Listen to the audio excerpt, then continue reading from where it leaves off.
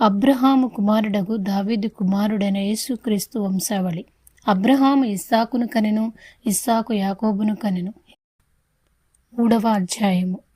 ఆ దినములయందు బాప్తిస్మమిచ్చు యోహాను వచ్చి, పరలోక రాజ్యము సమీపించియున్నది, మారు మనసు పొందుడని యూదయ అరణ్యములో ప్రకటించుచుండెను. యేసు తన 12 మంది శిష్యులకు ఆజ్ఞాపించుట చాలించిన తరువాత వారి పట్టణములలో బోధించుటకును ప్రకటించుటకు